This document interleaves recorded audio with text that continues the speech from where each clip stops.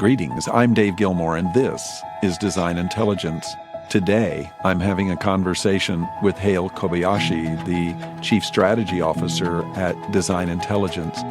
We're talking about things near and things yet to come. We call it FAR.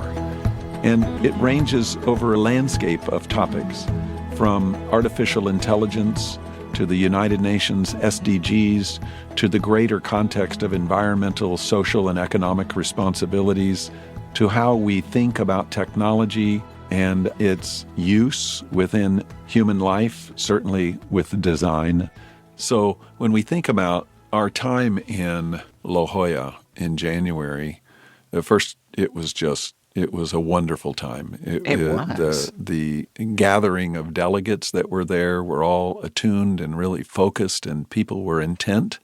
And you always love that when smart people come together and they're intentional about being in a place to learn, to exchange, to be challenged, to challenge. All of these things were so positive. And then the lineup of speakers and presenters and contributors, it just couldn't have been better. I think about the landscape of participation that happened there. It got me pretty excited about the possibilities of the future when we think about the built environment. Imagine bringing 1,000 people together that are thinking in intelligent ways and are open or postured in an open way to learn, not just to promote, but to learn together. And I get very inspired by what that could mean.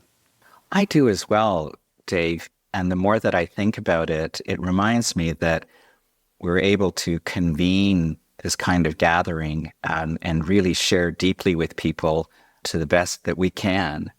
And that I'm hopeful that an increasing number of leaders will become more proactive once they've been listening in and experienced and been able to exchange conversation with each other and better evaluate the state of the disciplines of the built environment to really begin to understand the large-scale potential that's there. I'm hopeful that a greater number of leaders will connect with that general kind of thinking, and we may see some large-scale initiatives that would come from this, or that companies may propose to each other, that they form more of a coalition for investment and implementation to go beyond the dynamics and the richness of the think tank, to then be able to take that forward and to figure out how to really supercharge the industry. Mm-hmm. One of our observations together over many conversations has been the fragmentation of this industry, and it seems to be marked by a fragmented thought, a fragmented way of approaching projects, a fragmented way of even in education today. There's not a clarified unity, a coalescence around central themes that people can unify around. And I'm wanting to hear from you on what do you believe is at the heart of that fragmentation that's occurring? And I think that there are many expressions of it. And I believe that the future of a digital data future with, of course, AI, machine learning, things that will be driving so much of our thinking and our speaking and behavior can become a unifying and coalescing force rather than a fragmenting and disunifying force. But where do you think is the heart of this fragmentation?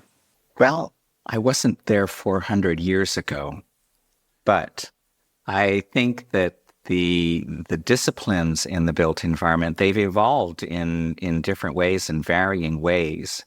And especially in the approaching the mid-20th century, how many great architecture firms really began to form and were well formed, and they were led by an individual, and it was their name, that became the name of the firm and their way of thinking that was often referred to as the principles of a particular architect. And we've benefited greatly from that in our urban landscape in particular, all over the world, and in many other ways as well. And I think perhaps it's because so much of the identity is around an individual, or you lean into an individual. And so you have a collective of many individuals, and they're distinguished by their particular philosophy and approach to architecture. And again, there's also tremendous richness to all of that. Yet it does create great difficulty when you want to move forward and you know that it's going to take a collective intelligence to be able to do that. So it's almost counterintuitive to do this, although there are associations and groups in architecture and engineering that promote and do cross-disciplinary effort for things to advance. There's still not enough progress has been made that perhaps a newer set of widely applicable policy and standards for people to reference. This is what we could be achieving. This is how we could be designing and implementing more readily. That has yet to come into major practice.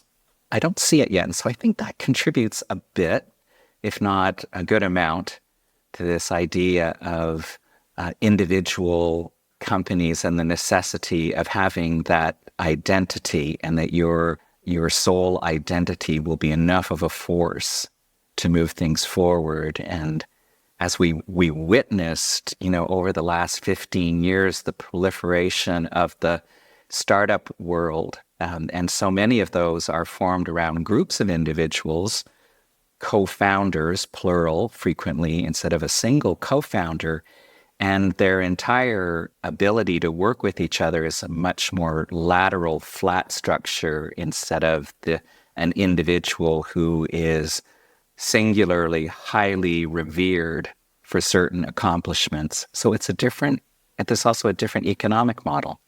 I've been thinking about what unifies people, what gets people behind a thing. And I think it starts with philosophy. There is a common philosophy about where we want to go. Then that translates to purpose. And people suddenly personalize this idea that this philosophy is my philosophy and I have a purpose behind this. And there's something relevant and inspiring in that. But ultimately, it translates into pragmatism, too. It must be applied. It must be put on your feet and walked in, per se. So I'm thinking of alliteration, philosophy, purpose, pragmatism. The United Nations, so much more about this because you participated in so many pieces and parts of this, put together the Sustainable Development Goals, the SDGs, and it was meant, I believe, as a unifying schema to bring us together philosophically and purposefully, and it actually has tremendous pragmatism to it, if applied, that would somehow unify not just the built environment, but every human on the planet to a place where we realize that in these 17 essential factors that can contribute to restoring the earth, restoring societies, restoring humans, restoring everything that we know could yield just a wonderful benefit. But what's happening with that? Well, I'm reminded of the fact that really great systems thinking takes time to get traction and to really begin to have impact. I thought it was great when we were all in La Jolla in January, and we were graced with the presence and knowledge of Ed Feigenbaum, who throughout his presentation gave us a few speed learning moments of how technologies had developed and what this meant, and the initial thinking around artificial intelligence.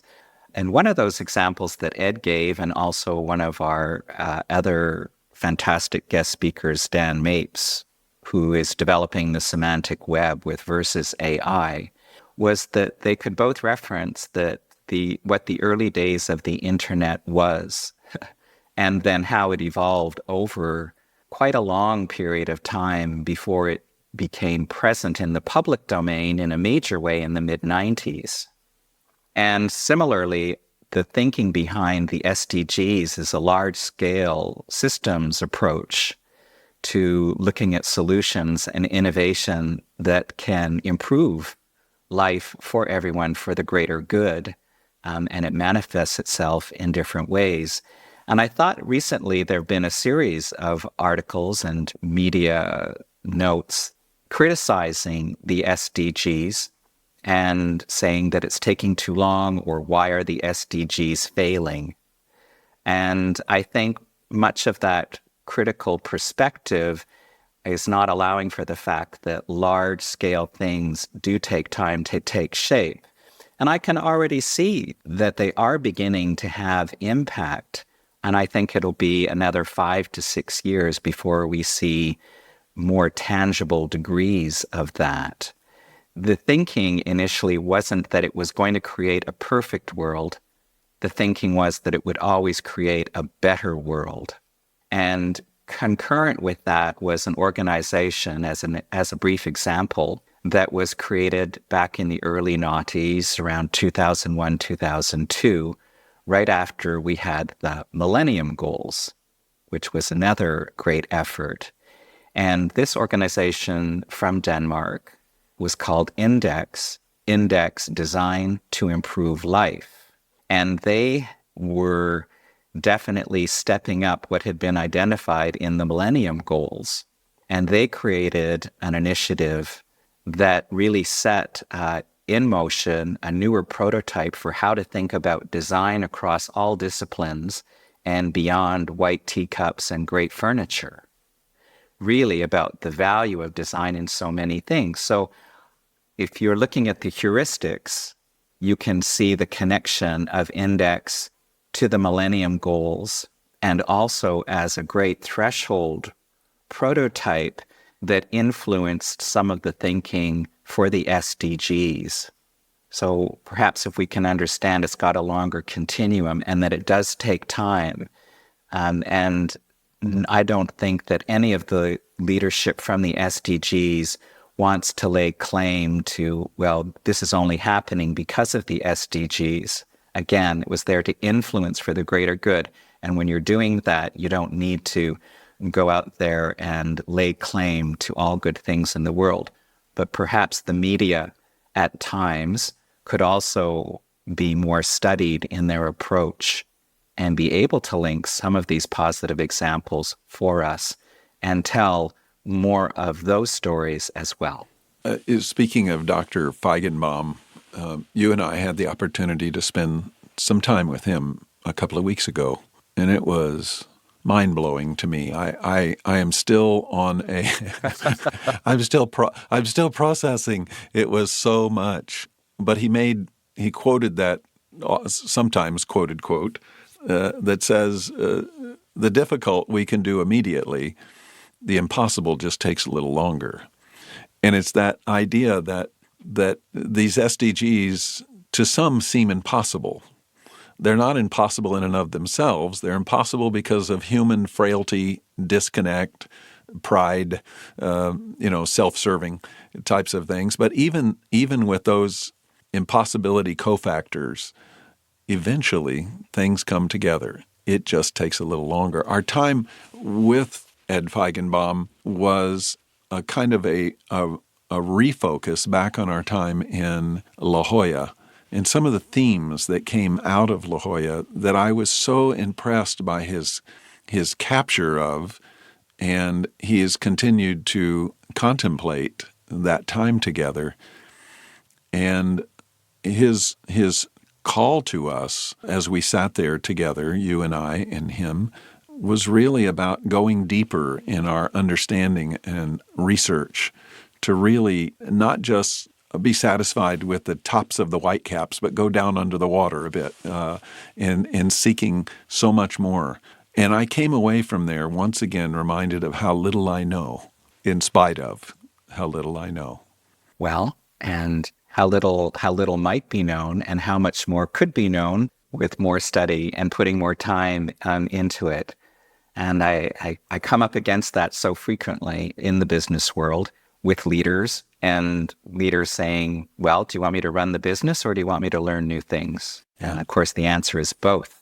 You've got to be able to do both. And that's the real balancing act that if you can master it and learn that alchemy, you're in pretty good shape and you're probably leading a very innovative business. And it's also, that you have that passion and that determination that you really want to help an industry or the world as well. You want your if you're in the private sector, you want your enterprise to thrive and benefit.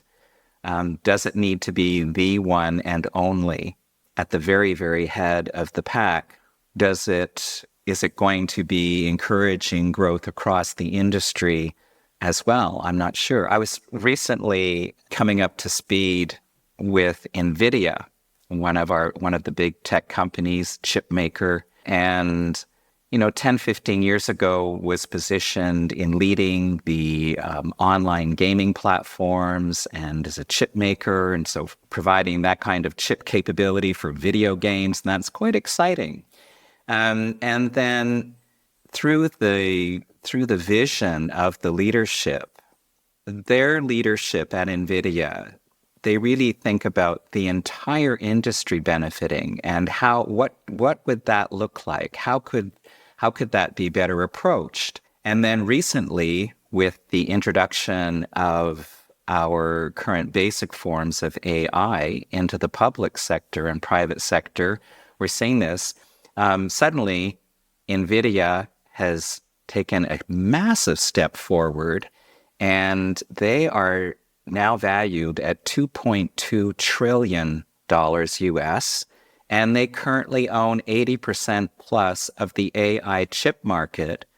And it's primarily because they really wanted to grow the industry and had a real passion for it. When you have that approach and it can really move an industry forward, I think that's wonderful. And I'm hopeful, after spending more time with Ed and listening to Ed talk about the history of how computer science developed from the late 1930s moving forward, and then the introduction of the thinking around AI and AI's original intent, and then how that came forward, then I think, okay, we're talking about 70 years there altogether, and it does take a bit longer. Will it take 70 years for the SDGs? I'm not sure it will take 70 years, but I think it will take at least 40 for them to really have their expansive impact that they envisioned. And they're counting on being able to better influence those thinkers who are going to take it to the 3.0 and the 4.0. So it's also influencing the way that people think to create further impact. Yeah.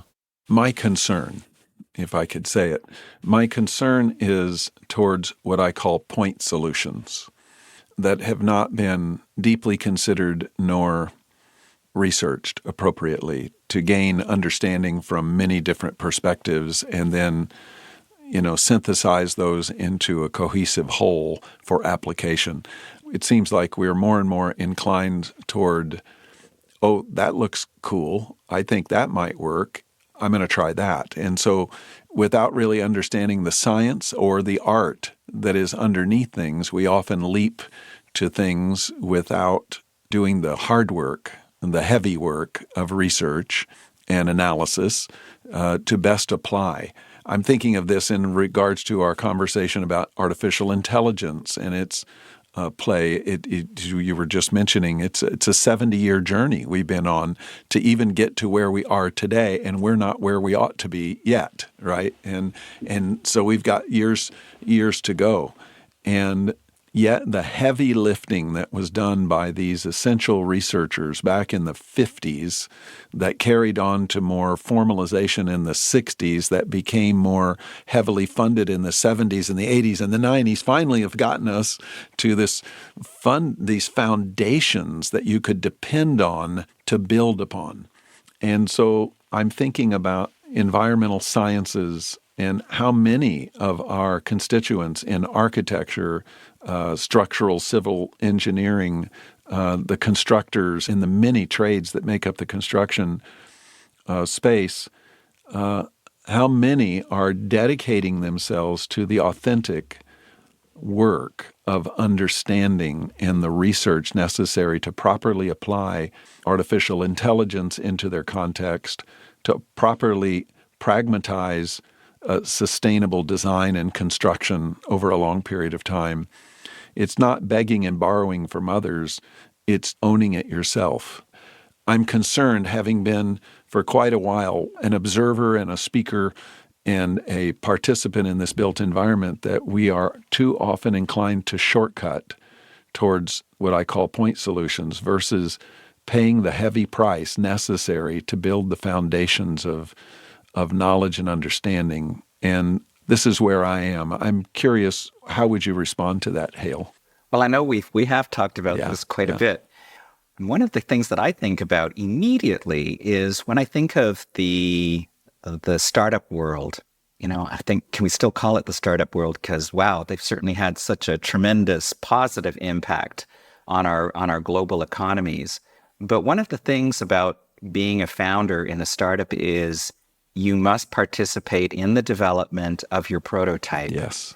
And many businesses that exist today that come from the 20th century or the 19th century or the 18th century, their original founders did. And so I think that perhaps sometimes leadership, there's too much space between leadership and the actual service or the product that they're doing, or they don't understand enough of the fundamentals, but they'll say, I think I've hired the right expertise to guide that forward because it seems to be having a great benefit for people, or for, if it's in the private sector, for the overall profit. But it's really understanding what it is that you're creating as a leader that is so critically important. That's why sometimes when we engage with people from the startup world who come and present and have a conversation with us, we're quite inspired and lifted by that. So my next thought is, why aren't we doing more of it? Yeah. Let's think about that, and maybe we can. Hael, any parting thoughts for us as we wrap our time together? I do have a few thoughts here, Dave. And again, it's from recent events in the world and recent events in the U.S. There was an announcement only a few weeks ago that the U.S. House of Representatives have formed a 24-member bipartisan working group to consider what AI means in the context of the United States, across our country, across the private sector, across the public sector. So this, for me, is a key indicator that what we thought was on the horizon is no longer on the horizon. It is already here. And so let's consider that to be a real inspiration to be more proactive, to get involved, to increase your knowledge, and really help shape our future. Hael, thanks for joining me from London while we're here together in the studio. I appreciate you so much. Thank you.